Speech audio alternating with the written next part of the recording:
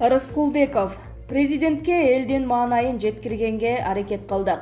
21-июлда президент Сооронбай Жээнбеков коронавирус шартында иштеп жаткан ыктыярчылар тобу менен жолугушуу өткөрдү. Жолугушууга журналисттер чакырылбагандыктан ага кимдер катышканы, кандай маселелер көтөрүлгөнү тууралуу суроолорубузду иш-чаранын катышуучусу активист Эркин Рыскулбековго узаттык. Рыскулбеков 12 ыктыярчы катышкан жолугушуу 2 сааттан ашык убакытка созулганын, Жээнбеков ыктыярчылардын айрым суроолоруна жооп берсе, кээ бир суроолор жоопсуз калганын, бирок элдин маанайын жеткирүү үчүн бул жолугушуу пайдалуу болгонун белгиледи. Эч кандай цензура, сөз тандоо болгон жок. Бийликти мактаган өтө сонун иштерди жасап атасыңар. Ыктыярчылар силерди колдоп беребиз деген да, оппозицияны колдогон да сөздөр айтылган жок. Сизде канча суроо берүүгө мүмкүнчүлүк болду? Кандай суроолорду бердиңиз? Жооптору кандай болду? Мен 5 суроо узата алдым. Айрым суроолорум жоопсуз калды. Биринчи суроом тыштан келген каражаттарга байланыштуу болду. Ошол акчанын толук отчетун, канча акча кайда сарпталып жатканын сурадым. Политклиника гезитинин иликтөөсү боюнча тендерде 2000 сомдон коргоочу каражаттар 6000 сомдон, 1 миллион сомдук ИВЛ 2,5 миллион сомго алынганы белгилүү болду. Ушундай аша чапкан учурлар болуп, каражат кайда сарпталып жатканын билбейбиз дедим. Ал грант болобу же насыя түрүндө берилдиби? Мунун айырмасы жок. Биздин балдар төлөй турган акча экенин айттым. Бул акча кантип сарпталганын билүүгө укугубуз бар дедим. Президент ушул боюнча толук маалымат күн алыс болсо да жарыяланып турат деп кепилдик берди.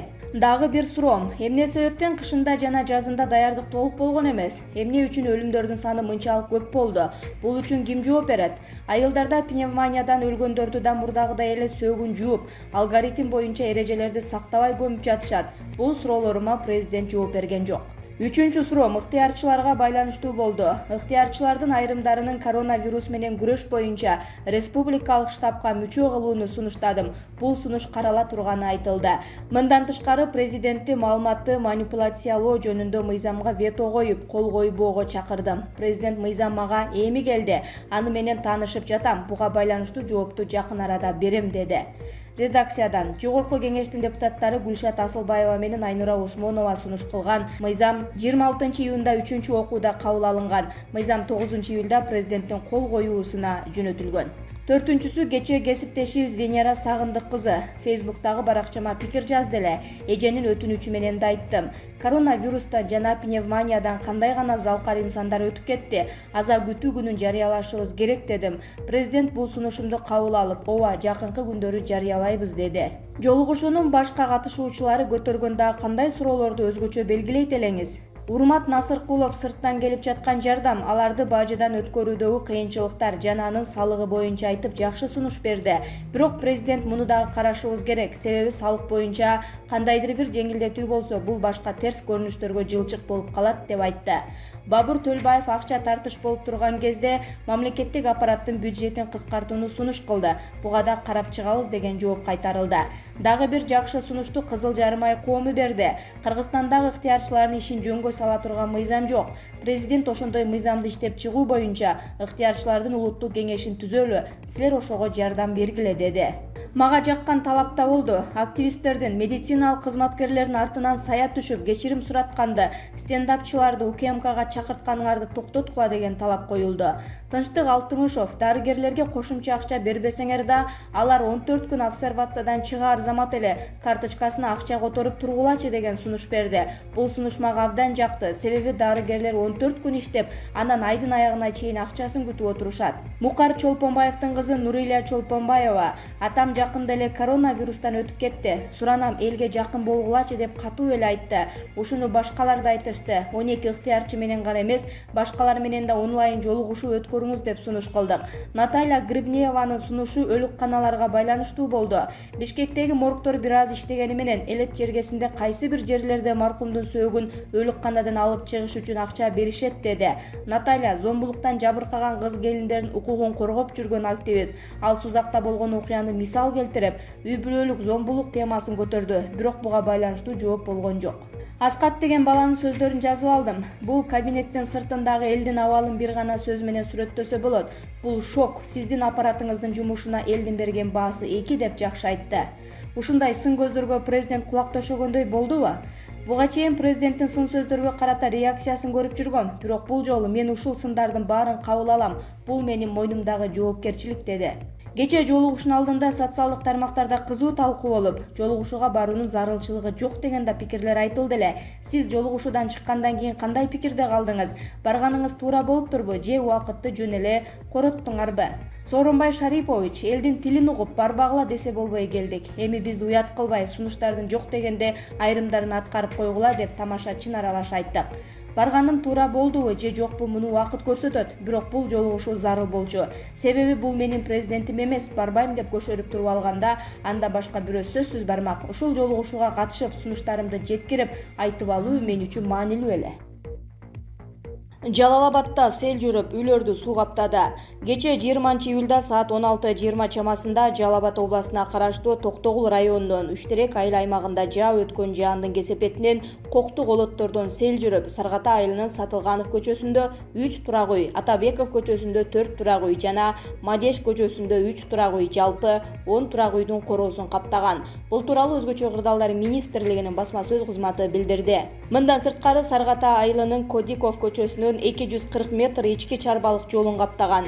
Жол каттамы ачык, бирок унаалар кыйынчылык менен өтүүдө. Ошондой эле Кодиков жана Сатылганов көчөлөрүн байланыштырган көпүрөнүн шакекчелерин жээген сел суулары жууп кеткен. Жол каттам унаалар үчүн жабык. Кырсык катталган жерге райондук Өзгөчө кырдаалдар бөлүмүнөн ыкчам топ жана жергиликтүү тургундар тартылып, тазалоо иштерин жүргүзүшкөн. Бүгүн 21-июль күнү жумуш улантылды. Боронов: жакын арада Индиядан 8 тонна дары келет. Премьер-министр Кубатбек Боронов 21-июлдагы брифингде Саламаттык сактоо министрлигин коронавируска каршы күрөшүү боюнча дары-дармектеринин жана медициналык жабдуулардын тизмеси жаңыртылганын билдирди. Ага 56 дары каражатынын жана 59 медициналык буюмдардын аталыштары кирди. Өкмөт башчы дары-дармектердин тартыштыгы жөнүндө айтып, айрымдары бир дарыканада болсо, экинчисинде жок болуп калып жатканына токтолду. Таңкыстыкты чечүү үчүн жакын арада дагы чет өлкөлөрдөн дары алынып келинерин кабарлады. 21-июлдан тартып Саламаттык сактоо министрлиги сатып алган Шанхай Бишкек каттамы менен 42.920 таңгакча эноксапарин жана 33.000 партия надропарин алынып келет. Жакынкы күндөрү Индиядан дагы 8 тонна дары-дармек келет. Айдын аягында дагы 25.000 таңгакча гепарин, 10.000 флакон сефепим, 36.000 сефтазицим келиши күтүлүүдө. Августтун башында 30.000 флакон сефепим, 75.000 таңгак гепарин алынып келет, деди Боронов. Ал ошондой эле айдын аягына чейин дагы бир канча препараттар алынып келинерин кошумчалады. Өкмөт башчы мындан сырткары бул күндөрү өлкөдө кычкылтек концентраторлорунун жана жасалма дем алдыруучу аппараттарынын жетиштүү экенин билдирди. Анын сөзүнө караганда, өлкөдө 2250 кычкылтек концентраторуна муктаждык болсо, анын санын 3041. Жакын арада дагы 500 даана алынып келинмекчи. Соңкайда коронавирус менен ооругандардын саны кескин көбөйүшү менен дарыканаларда дары-дармектердин тартыштыгы байкалган. Мурда арзан препараттардын наркы көтөрүлүп кеткен. Бишкек жана Ош шаарларында ар бири 100 орундуу 2 оорукананы куруу иштери ушул аптада башталат. Бул тууралуу 21-июлда премьер-министр Кубатбек Боронов республикалык ыкчам штабтын жыйынында билдирди. Премьер-министр белгилегендей, 2 шаарда курула турган ооруканалардын орду жана долбоору даярдалууда.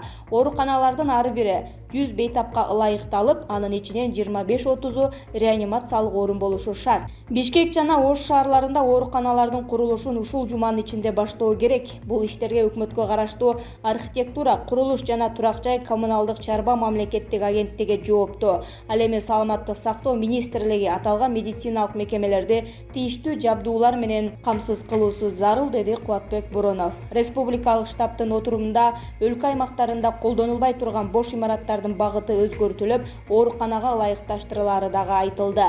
Жыйындын жүрүшүндө республикалык ыкчам штаб тарабынан берилген аймактарда кошумча орундарды даярдоо боюнча тапшырманын аткарылышы талкууланды. Өкмөт башчы анда Ысык Көл жана Жалал Абад областарынын жетекчилеринин бул багыттык ишине сын айтты.